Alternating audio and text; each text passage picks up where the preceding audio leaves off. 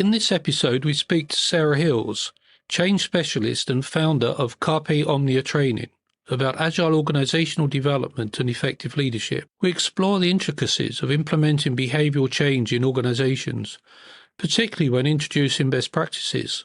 Sarah emphasises the importance of understanding current behaviours and aligning them with organisational objectives to drive meaningful change.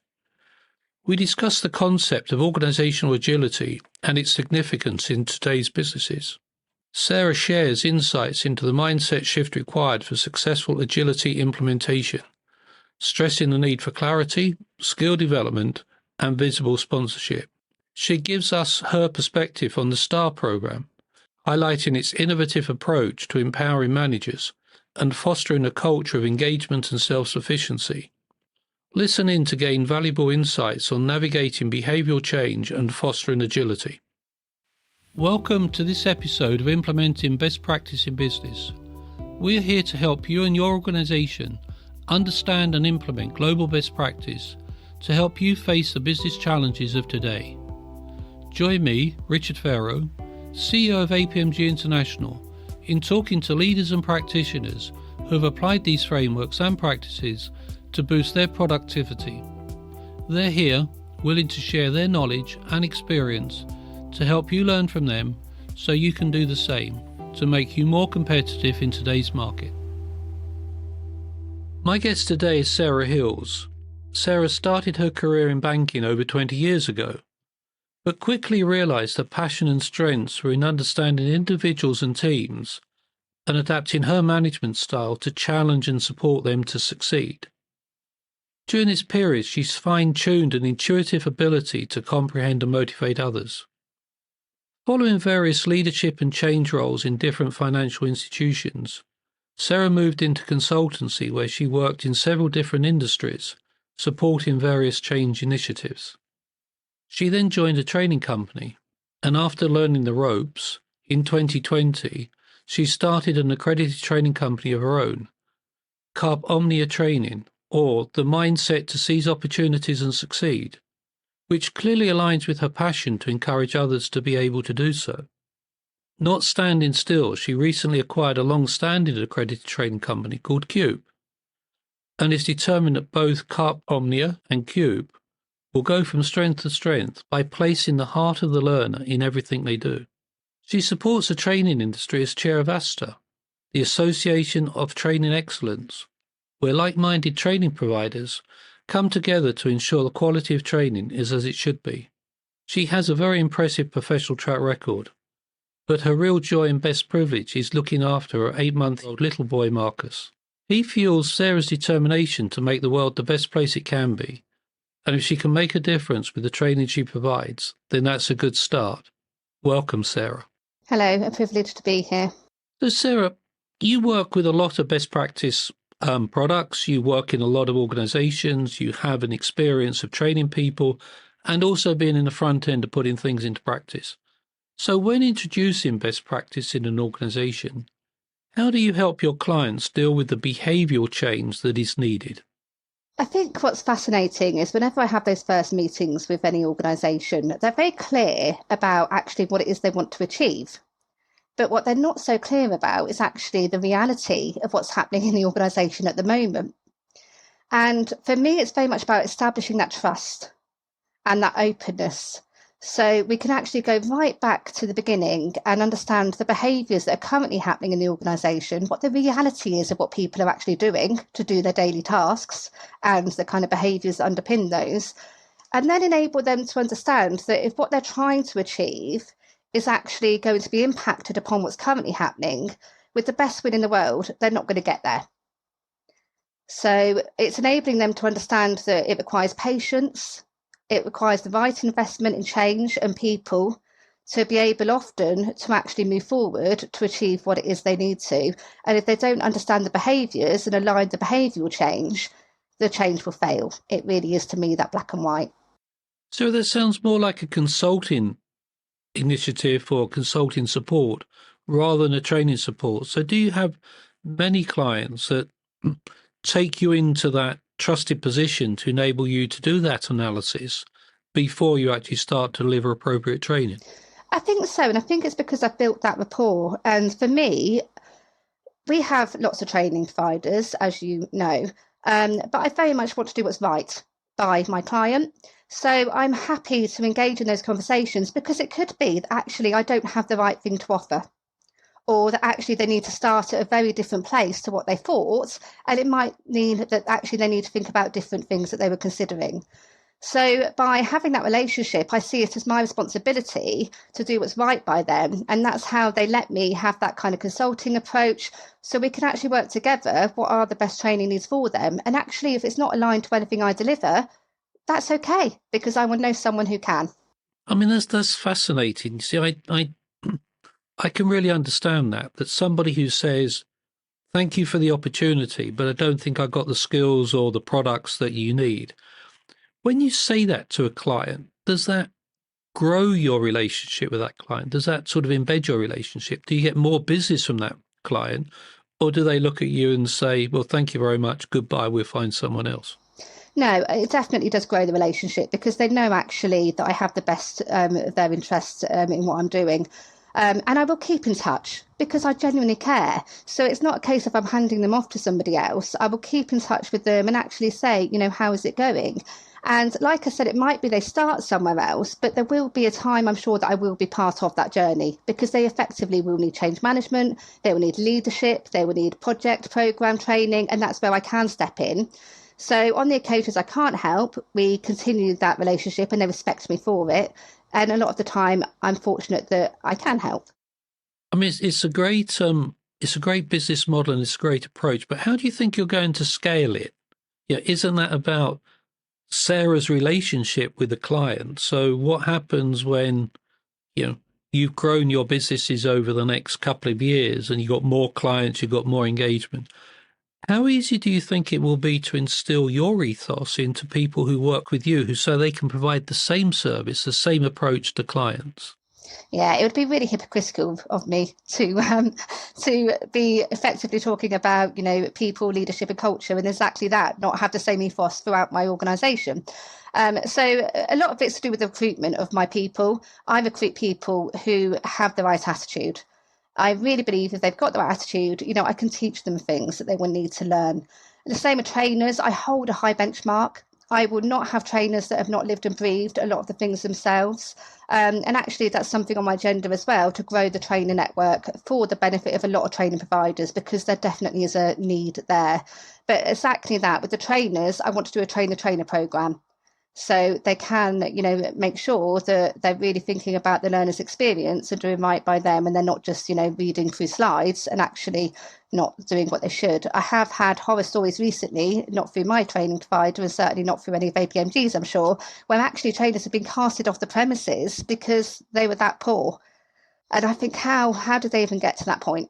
And it's not fair on the trainer, and certainly not fair on the people that are paying and the learners themselves.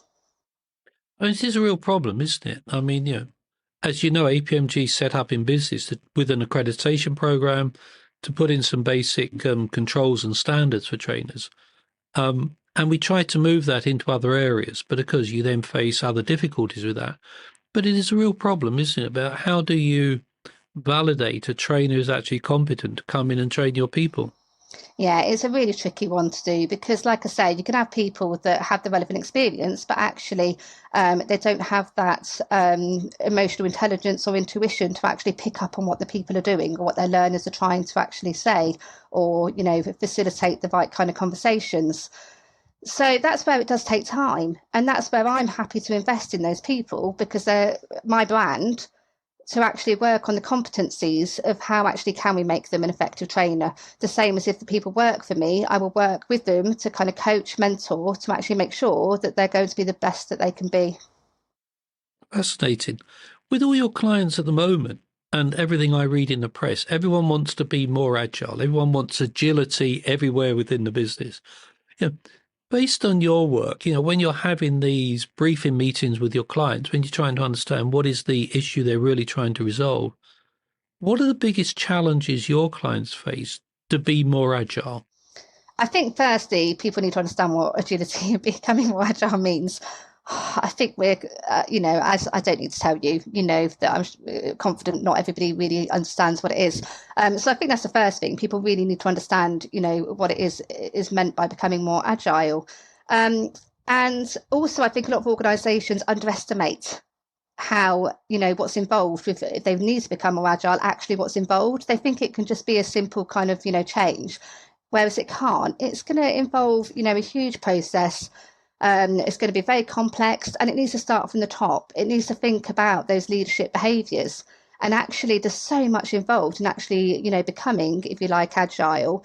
And really, to be agile is when your daily work routines are actually just smoothly running and could cope with any kind of change that's going to be thrown at us or any kind of new thing that comes along. So I think there's a long way to go. People need to understand actually what it means, think about, what does it, what's right for them, and appreciate it will take time. And, they really need to think about all the people element that will be involved with actually becoming agile and those agile behaviours. They're going to come against resistance, people not having the right skill sets, lots of different, barriers before they can even get moving. So do you think it's more of a mindset than a set of processes? I do. Especially based on my experience, those with the mindset actually were able to be more agile. But that, again, it takes time, it takes confidence. It takes, being comfortable with your role to be able to kind of also step back and allow other people to play their part. But definitely, I do think it's a mindset. However, we can't be naive and not recognise the right tools have to be in place to enable the right kind of agility. And where does governance fit into that? Because I have a personal view about one of the biggest problems with delivering successful projects and programs is lack of clear sponsorship. The sponsor is usually visible when accolades are handed out, but invisible when decisions need to be made and hard problems solved. So where does governance and the role of the sponsor fit into the agility piece? Is that more important, less important, or what is your view? What is your experience in that area? It needs to be complementary. And a minute ago, I said that people underestimate what's involved with becoming agile. And actually, to do it well, you need to review your whole target operating model, because a lot of your controls and processes will not be aligned to agility. You'd have to go through 10 different, phases to even get a yes or a no often.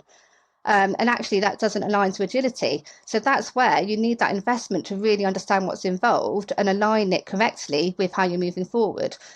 Visible sponsorship, we know, has to be effective. But again, there's several reasons why that sponsor's, behaving in the way they are. And again, we learn on the change courses and so how we can potentially tackle that.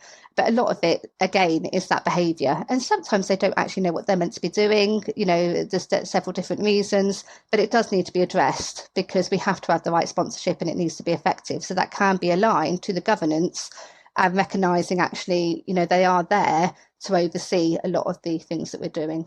So is there a danger that agility could equal anarchy? That you move away some of the traditional controls Absolutely. and you have in place your gate reviews and your controls, and all of a sudden and most people think it's a free-for-all. I'm agile. Why do you need to know what I'm doing? Just trust me, it's going to arrive. It's going to be right on the night. Is there a link? They both start with A, Oh, anarchy and agility? do you know what? I've seen it, of course. Because if it's not done well, it is likely to be, to have anarchy. And like I say, people hiding behind it, saying, "Oh, I'll get it to you, when it, when I need to." Well, we don't need to do that, part. And actually, that we know that's not what it's about. But yes, there can be anarchy if the people don't actually know what it is they're meant to be doing, if they don't have the skills to do what they need to do, and they don't have the purpose. So again, yes, there will be anarchy if the fundamentals of making your organisation agile aren't done well. And have you actually worked with a client from the period when they'd said, we would like to have more agility within our business or more agility within the department, through that process and arrived at a point where there is agility and they are a high performing department, team or organisation? Have you actually seen that process? Yeah, and that's why I can stand by it. And ironically, I've seen it for years. And I saw it a long time ago as well. But it did stem down to the behaviour and knowing exactly what was required and that trust. but it does kind of breed confidence. If you start to see it in one part, it does breed that confidence to start making other parts of the organisation agile as well. But you do need to kind of start with those fundamentals. But absolutely, I've seen it all the way through. It does take, like I say, a bit of patience. It's not going to happen overnight, but it definitely can happen. And I've seen it time and time again. If you got an RFP in and it said, or you're in a discussion with a client and they said, so tell me, Sarah, based on your experience, how long do you think it's going to take us to get from here to being truly agile? What would be your view on an outlined timeline? That's a really tricky one, Richard. Oh, put me on the spot, because it's going to be different for, what the organisation is, the scope and the scale, the size, all the different intricacies. But I certainly would manage the expectation that, it's going to be a continuing change, a continuing way of being. And, because we're in a constant state of change, let's be honest, we'd be really foolish to kind of think, yes, we've done it, and kind of take a step back, which is often what happens with change. People think, oh, yeah, we've achieved it. And it's like, no, you haven't. It's not embedded yet. You can't relax just yet. So it's exactly the same with agile. I don't think you can ever say, I think it needs to continuously keep moving forward. So it's no different from a lot of what we do within business, and that is, you make a change, you install a new process. Because of that, you realize there's other things that you could do, and you do those other things, and so on and so forth. So, the challenges might be getting smaller, but the challenge is never ever met. Yeah, so I have to be a bit careful here, because everybody that's been on my training knows that I'm very passionate about, if you're a good change manager, a lot of those things you do know will be changing as a consequence of what you're doing, and you will preempt that, and it'll be part of your overall planning, and you'll be putting in levers and leverage to make sure that the change is going to get to that point of adoption and stick. So actually there shouldn't be too many unknowns if you're good at what you do. But that said, there will always be things that actually, like say, will come out. But the point is, if you're truly agile, the people, it won't matter, what's changing, what's coming out, because they will know how to cope. They will know what to do, and they will have the skills to actually be, okay, this is what we need to do. Let's apply how we work and move forward. Oh, fascinating. Now, I know that recently you've added the STAR program to your portfolio. And what attracted you to the program? And could you just explain what STAR is? Yeah. And what do you think it's going to be the biggest impact it's going to make on your clients? So it's really interesting. I just had a call with Dominic earlier, actually, who's really inspirational, who actually created a lot of the STAR training. Now, truthfully, one thing that did attract me is it's assessment based, which I really like the idea of, because I've had so many people that, they're not necessarily, they're a bit apprehensive about exams, but also with the assessment based, it's really changing how we're thinking as a trainer to, we're not actually saying, are they, can they do it? Yes or no. We're actually developing them to change how they're doing things, and to really think about what it is they're doing and how they can do it differently as a manager. So that's one thing that attracted me to it. Also, it really aligns with everything I believe in, because a lot of the, I can't believe it's as high as 89% of people in the workforce that are disengaged. Now, that is a recent statistic, and it just makes me upset. It genuinely makes me sad, because we spend so much time at work. And I think, well, it's no wonder all these things are going wrong if actually that majority of people aren't even engaged. And how awful is that, really? So by actually STAR, which is all about managers being able to manage more effectively by taking a step back, thinking about the situation, which is the S. So really kind of before delving straight in and telling their team what to do, or, kind of doing it for themselves, because that's not productive, they take a step back to think about, actually, what is this situation? Is it an opportunity to actually enable those people around me to think through what they should do for themselves? Is it a coachable moment? Asking the right questions, which ultimately is what it's about, asking the right question, and then enabling them to actually learn from it. So next time they're in a similar situation, they don't necessarily need to come to you. They might need support, but actually they're starting to do a lot more for themselves. And having spoken to Dominic, a lot of the client feedback is actually managers who have been through this training, they're getting approached by other managers because they see what a difference it's made and they want some of that. And we also know people are promoted into management positions, not given the support, not given the training. There's nothing worse than feeling like you're drowning, and it's so avoidable. So give them the skills, and that's what this is all about. And that's why I'm so passionate about doing it. And I'll be delivering that training myself. And I understand that the team behind Star have an ambition to train 1 million managers over the next few years. That's brilliant. And if I can do 1 million of those alone, that would be that would be a win-win. Because like Dominic, we're actually about making a difference. That's why they've created this, and that's why I'm very much backing it. It's actually we want to see that difference that it's making in the organisations and to those people in the organisations to increase that engagement. Yeah, and my understanding at the heart of it, I mean, the book is The Answer is a Question, and it's about, as you say, picking the moment and actually reflecting back to someone who works for you, what is it that they can actually solve for themselves rather than expecting you to solve it. Now, when I think back of my career, I think I've done that several times during my career. I haven't always been, I'm the right person to do this for you. Have you thought about doing this? So although they've codified it in the book and they got quite a lot of examples in the book, is it new or is it something you've seen in your career? Yeah, I mean, they won't mind me saying it's not new. And this is the game line behind it, because it's things I was doing, like, say, 20 odd years ago, but intuitive to me. And that's why I know it works. Because, a bit like we were saying, I knew that actually I climbed the ladder very quickly because of what my team were effectively doing. Because they were doing so well, it was like, well, Sarah must be doing something right. And it was because I always, did think about actually, I want to enable other people to be able to make those decisions, to do what they're here to do. And it gives you that respect as well. And you also respect your people because people want to actually have the opportunity to do it for themselves. And it's kind of a pulling engagement as opposed to pushing them away, which really is the art of good leadership. So, yes, it's not new, but sadly, somewhere along the line, this is why there is a market for it. It's not happening and it hasn't happened for years. And, that's the reality of it. So although for me, yes, I've seen it before, it's not happening. And by doing, the STAR program, you will see a big change with your kind of managers and the people in the organisation. Yeah, I mean, my understanding with it, and I think it's Dominic has said this a couple of times to me, it's because traditional coaching isn't really about getting the best out of your people. Yeah, it has different techniques, whereas the STAR program is much more about getting the colleague, the person you're talking to come up with the answers rather than actually taking them through a process. It's there's some interesting ideas within it that cut across and maybe contradict some of the traditional approaches that we might be using.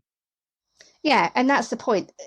Although, like I said, it's not new, it does cut across what we're currently doing and the approaches that leaders, managers out there are taking, because they have got habitually at the moment, they are telling their people what to do a lot of the time, whether it's because actually they think it'll be quicker.